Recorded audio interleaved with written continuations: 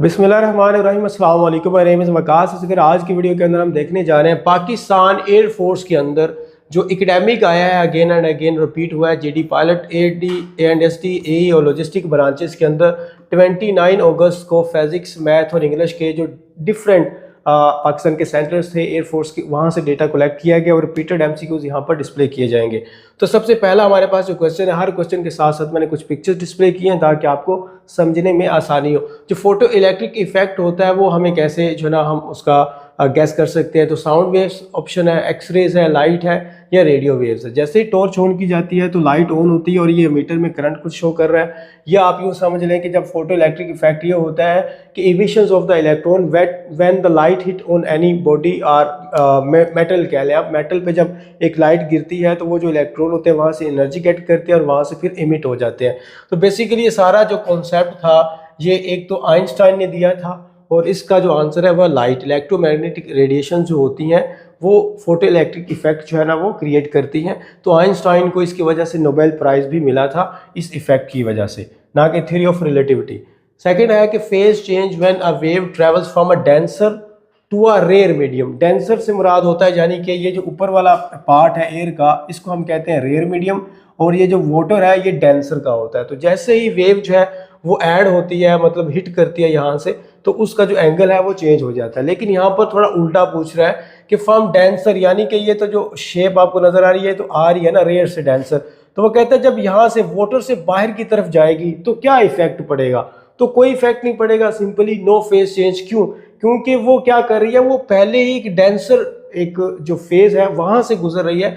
For example एक wave है जो एक छोटी सी दीवार को, छोटी छोटी दीवारों को वो गिराती आई है, एकदम उसके सामने बहुत बड़ी दीवार आ गई है तो वहां पर वो रुक जाएगी और वहां पर वो उसका एंगल जो है ना वो चेंज हो जाएगा डेफिनेटली। लेकिन एक पहले बड़ी बड़ी दीवारों को गिराती आई है वेव, वैसे मैं एक सिंपल से आंसर दे रहा हूँ, जब वो एक छोटी सी वॉल के पास आएगी तो वो उसको भी ले डूबेगी। तो इसी तरह हमारे पास क्या होता है, जब डेंसर से वाटर से बाहर की तरफ ये उल्टा निकलेगा तो फिर ये एंगल चेंज नहीं करेगा। यहाँ पर लिखा हुआ है कि ये भी आपने याद रखना है, दो एमसीक्यूज है इसमें, कि when a wave travels from a rare यानी कि लेस डेंस मीडियम से डेंसर मीडियम की तरफ जाएगी तो वो रिफ्लेक्टेड हो जाएगी 180 के एंगल पे। फिर वो कहता है कि when a wave travels from a denser medium to a rare medium तो वो रिफ्लेक्ट नहीं होगी। ये आपने दो एमसीक्यूज याद रखने हैं। नेक्स्ट हमारे पास जो आ जाता है वो आ जाता है the sum of pressure energy, kinetic energy and potential energy per unit volume of a liquid. तो उसका जो हमारे पास आंसर है वो कांस्टेंट रहता है। यहाँ पर ये बर्नौली इक्वेशन जो है ना वो दी गई है। बर्नौली इक्वेशन के बारे में भी बार बार आता है कि where is the speed is high the pressure is low, where is the pressure is high the speed is low. आपने ये फॉर्मूला याद रखना है और उसमें याद रखना है कि आपकी जो एक वो जो पर यूनिट वॉल्यूम का ये सारा क्राइटेरिया वो क्या होता है, वो कांस्टेंट होता है, जो कि हमारे पास यहाँ पर आंसर भी है। और बर्नौली इक्वेशन जो है ना वो आपने याद रखनी है।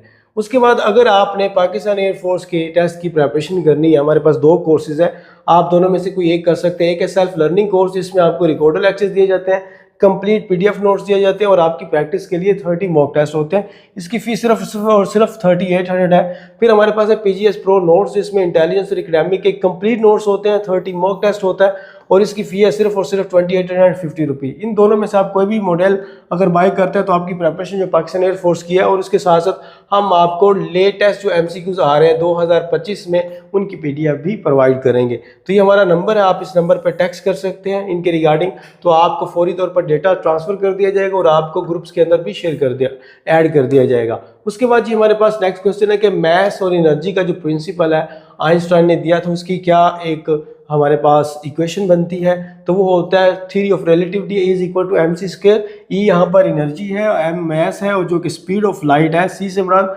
स्पीड ऑफ लाइट जो कि 3 × 10 पावर 10 8 और मीटर पर सेकंड होती है। ये आपने स्पीड भी याद रखनी है, स्पीड ऑफ लाइट भी अक्सर पूछ लेता है।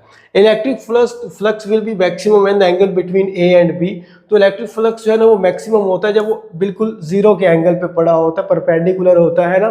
तो बिल्कुल ये जो इसका एंगल इसके एंगल से यहाँ पर तो और तरह ये वाला एंगल देखिए, एंगल क्या है, जीरो है, ठीक है, ये इसकी डायरेक्शन और ये क्योंकि पैरेलल फॉर्म में है so that's why angle zero होगा। तो ज़्यादा से ज़्यादा जो मैग्नेटिक फ्लक्स है वो पास कर सकेगा, so the answer is zero.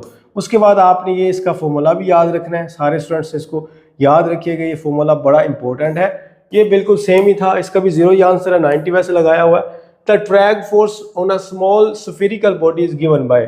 तो यहाँ पर ये आपके सामने ड्रैग फोर्स जो स्टोक्स लॉ के अंदर हम पढ़ते हैं उसका फॉर्मूला लिखा हुआ है, जो कि आंसर बनता है हमारा सी का विस्कोसिटी ऑफ फ्लूइड है, आर से रेडियस ऑफ द जो है ना पार्टिकल है, V velocity of the particle, F D drag force है और एफ जी ग्रेविटेशनल फोर्स है। और यहाँ पर आपके लिए एक सिलेंडर नुमा भी बनाया हुआ है जहाँ के ड्रैग फोर्स यहाँ पर ये मेंशन हो रही है डिफरेंट पार्ट्स के ऊपर, ठीक है। ग्रेविटेशनल फोर्स भी जो है ना वो हमारे पास यहाँ पर मौजूद है। Ampere's law is applicable over any. तो एम्पियर्स लॉ जो है ना वो किस पे एप्लीकेबल होता है, तो वो एक क्लोज पाथ पे होता है। कौन सा क्लोज पाथ? जिसमें जो थंब होता है वो हमारे पास एक राइट हैंड जो थंब होता है वो पॉइंट आउट कर रहा होता है किस तरफ करंट जा रहा है, और जो जहाँ से हम ग्रैब्स करते हैं वो क्या करते हैं, curl around the current indicating direction of the magnetic. तो जो मैग्नेटिक हमारे पास एक इंडक्शन डायरेक्शंस होती है वो उसको इंडिकेट कर रहा होता है जो हम उस चीज़ को वायर को पकड़ते हैं। बाकी ये फॉर्मूला आपके सामने लिखा हुआ है, इसको भी आपने याद करना है। Which logic gate given output one and only when all inputs are zero. जब तमाम इनपुट्स जो है ना वो जीरो दी जाती हैं तो कौन सा गेट होता है जो वन आउटपुट देता है, उसको हम कहते हैं नॉर गेट। और यहाँ पर ये आपके सामने उसका सिंबल भी गिवन है, उसकी picture. When electrical energy is convert into the chemical energy then the process is called. मतलब इलेक्ट्रिकल एनर्जी को हमने केमिकल एनर्जी की फॉर्म में स्टोर करना है, तो वो आपको पता होगा चार्जिंग ऑफ अ बैटरी। यहाँ पर ये एक बैटरी गिवन है, इसके अंदर एक जब एनर्जी स्टोर होती है उसको हम केमिकल एनर्जी कहते हैं। और ये फिर इसी से हम क्या है काइनेटिक एनर्जी भी प्रोड्यूस करते हैं, और इसी से हम जो है ना इलेक्ट्रिकल एनर्जी भी, और फिर वो काइनेटिक एनर्जी में होती है, फिर ये इलेक्ट्रिसिटी में भी जो है ना मूव, ये फिर केमिकल एनर्जी से हम डिफरेंट जो है ना वो आजकल तो हम व्हीकल्स भी काइनेटिक एनर्जी डायरेक्ट भी प्रोड्यूस कर रहे हैं इससे। तो ये जैसे टेस्ला वगैरह है। Transformer works on the principle of, कौन से प्रिंसिपल जो है ना वो उस पर म्यूचुअल इंडक्टेंस, जिसमें एक कोयल है और उसके अंदर जैसे ही हमारा करंट जो है ना वो चलता है कोयल नंबर 1 में, तो एक जो इंडक्शन है या इलेक्ट्रोमैग्नेटिशन है वो प्रोड्यूस हो जाती है। कोयल नंबर 2 बिल्कुल पास आने से उसमें भी कुछ लाइंस पास ऑन हो रही हैं, तो ये म्यूचुअल इंडक्शन है। Current in one coil induces EMF in other coil, distinguish from self induction, ठीक है। म्यूचुअल इंडक्शन वगैरह का ये जो फॉर्मूला लिखा हुआ है आपने ये याद रखना है। और ये हमारे पास कुछ पिक्चर्स हैं, इसको डिस्प्ले जो है वो किया गया। इलेक्ट्रिक मोटर जो है वो किसके प्रिंसिपल पर काम करती है, तो वो हमारे पास करती है force on a current carrying conductor in a magnetic field. जैसे ये हमारे पास जो है एक मैग्नेटिक फील्ड में एक करंट कैरिंग वो एक पास करती है वायर, तो वहाँ से ये उस प्रोसेस के थ्रू होता है। What is the weight of an object when the mass is 20 kg। तो 20 kg अगर मास है तो फिर उस बॉडी का वेट क्या होगा। यहाँ हमारे पास ये formula W is equal to M multiply by G। M हमारे पास कितना है मास, वो 20 kg है, और G की जो वैल्यू 9.8 मीटर पर सेकंड स्क्वायर है। कैलकुलेशन ये है कि इन दोनों को आपस में मल्टीप्लाई करें तो 16096 जो है ना वो न्यूटन हमारे पास, न्यूटन उसका यूनिट हो गया, तो वो आंसर आ जाता है। The operation used in the rectification is. तो रेक्टिफिकेशन का क्या हमारे पास जो ना काम होता है, तो वो अल्टरनेटिंग करंट को एक रेक्टिफायर जो है ना वो डायरेक्ट करंट के अंदर चेंज कर देता है, ठीक है। अल्टरनेटिंग करंट को डीसी, एसी को डीसी में चेंज कर देता है। ऐसा unit of the angular acceleration, angular acceleration का जो हमारे पास यूनिट क्या होता है, वो होता है रेडियन पर सेकंड स्क्वायर। ये हमारे पास गिवन है, इसका फॉर्मूला भी ये भी आप याद रखिएगा। उसके बाद जी जो टार्क होता है इस गिवन बाय यू, उसका फॉर्मूला है, ये इनर्शिया हो गया और ये एंगुलर एक्सेलरेशन हो गया। हमारे पास torque is equal to moment of inertia and angular acceleration, ये इसका फॉर्मूला है। और एक भी वो एक क्वेश्चन अभी रिसेंटली आया हुआ था कि टार्क का लेंथ पे क्या इफेक्ट पड़ता है, तो लेंथ इंक्रीज होने से जो टार्क है वो भी इंक्रीज हो जाता है। So the relationship is between torque is directly proportional to the length. The dimension formula of a velocity, तो वेलोसिटी का डायमेंशनल फॉर्मूला क्या होता है, आप लोगों को ये सारा कुछ पता होगा। एल टी पर माइनस जो है ना एल पर माइनस टाइम, टी या एल टी माइनस 1 उसका पावर जो है ना वो बन जाती है। यहाँ पर ये डायमेंशन है वेलोसिटी की, ये उसका फॉर्मूला है। The velocity of an object is the, बल्कि ये आपको पता ही होगा। और उसके साथ साथ हमारे पास नेक्स्ट वन है, जो हमारे पास सेल्फ मल्टीप्लिकेशन होती है किसी भी वेक्टर की, तो वो जीरो ही होती है। तो ये हमारे पास वैसे गिवन भी है, ये हमारे पास जीरो है। In vector algebra the cross product of an unit vector with itself is called. Unit vector की इटसेल्फ जो क्रॉस प्रोडक्ट होती है वो क्या होती है, जीरो होती है। The dimension formula of momentum, momentum का डायमेंशन फॉर्मूला क्या है, तो ये हमारे पास MLT-1 है पावर। ये हमारे पास सारे, आप इसको याद लाजमी कीजिएगा, ये सारे जो है ना वो इनमें से कोई भी पूछा जा सकता है। 2-3 आपको जो डायमेंशनल फॉर्मूला है वो लाजमी आएंगे, तो ज़्यादातर वो इसी में से आते हैं। तो आप देख लें, एरिया का, volume, velocity, acceleration, force, work on energy, power, pressure और लीनियर मोमेंटम है, डेंसिटी है, मॉडुलस ऑफ इलास्टिसिटी है, बाकी सरफेस वगैरह ये देखिए एंगुलर मोमेंटम हमारे पास यहाँ पर है, और उसके अलावा जी मोमेंट ऑफ इनर्शिया का बड़ा important, coefficient of velocity gradient वगैरह। NAND gates is the combination of, कौन से दो गेट से ये मिलके बनता है, तो वो होता है एंड नॉट। एंड नॉट जो है ना वो इनसे मिलके क्या बनता है, नैंड गेट। और उसके बाद ये हमारे पास आ जाता है कि ये 1 eV इज इक्वल टू, यहाँ पर इसका फॉर्मूला आपके पास जो इलेक्ट्रॉन वोल्ट होता है उसका फॉर्मूला लिखा हुआ है, जो कि यहाँ पर आप देख भी सकते हैं। An electron volt is a unit of energy equal to the energy gained by an electron when accelerated through an electric potential difference of 1 volt. उसके बाद the SI unit of angular acceleration, angular acceleration का जो SI unit होता है वो क्या होता है, तो वो हमारे पास होता है रेडियन पर सेकंड स्क्वायर।